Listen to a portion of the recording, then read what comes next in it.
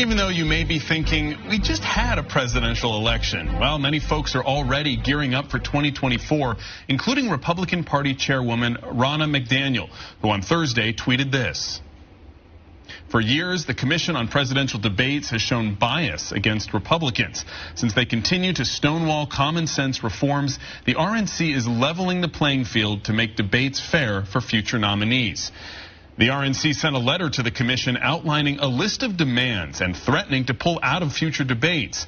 I sat down with RNC national spokesperson Dennard to talk to him about how they'd like to see the debates change.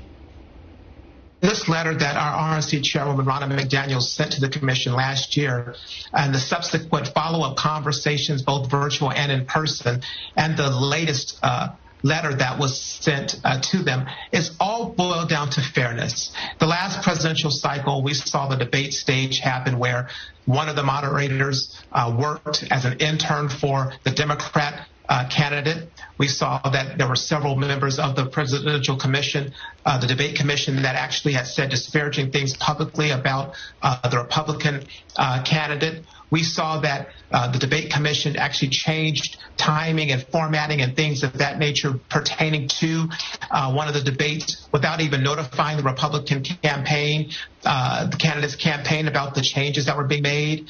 And so, you know, one of the bigger things that happened that impacted specifically the voters was the fact that they had a debate that took place after hundreds of thousands of people had already cast their early vote ballots. And so you had people voting without actually hearing in a fair and organized manner the policy positions of both of the candidates. And so we felt that those things were wrong. And in anticipation for the upcoming 2024 campaign, our chairwoman, in her wisdom, decided to try to send the debate commission some reasonable, fair-minded, common sense reforms to make it fair for the next nominee, whomever he or she might be on the Republican side. And the debate commission did not take us seriously in terms of how they responded, and said that they weren't going to deal with us, which was pretty offensive when you think of the fact that we are trying to do something that's fair, reasonable, and common sense approaches to make this thing better for the American people, for the American electorate. On a large scale, then, what do you see as the role of these presidential debates? Obviously vital to the overall elections process, but you mentioned the voters there. Why is this important as far as the voters go? So I'm glad you positioned the question that way. It's not that the debate commission itself is vital. The debates are vital.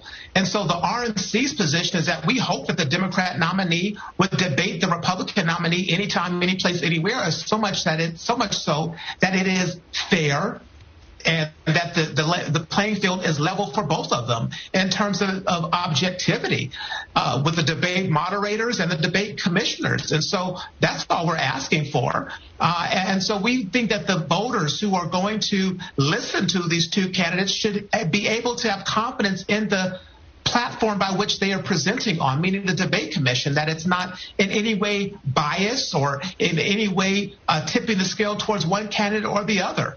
I don't think that debate commissioners should be saying disparaging things about either candidate. I don't think that they should have a debate moderator who works for the Republican nominee, let alone the Democrat nominee.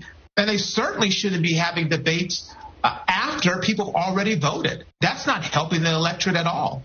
By the time you get to the debates, you mentioned that a lot of voters already have made up their mind, perhaps, and they haven't even seen the debate yet. Are you worried that this potential strategy could alienate undecided voters? And I'm thinking, particularly more moderate Republicans that we have here in California. No, I think this process makes it so that you will have an opportunity, if you're a Democrat, an independent, or if you are a Republican, to hear from the people straight from the horse's mouth, as the expression goes. That's the whole point. Don't rely on pundits on television or TV commercials or ads that come out in a newspaper or a magazine or in social media to be the only way you determine who you're going to vote for without first hearing from them side by side, face to face, going at it, talking about the issues that matter most to you. You should want to have that opportunity, and that's what we're saying.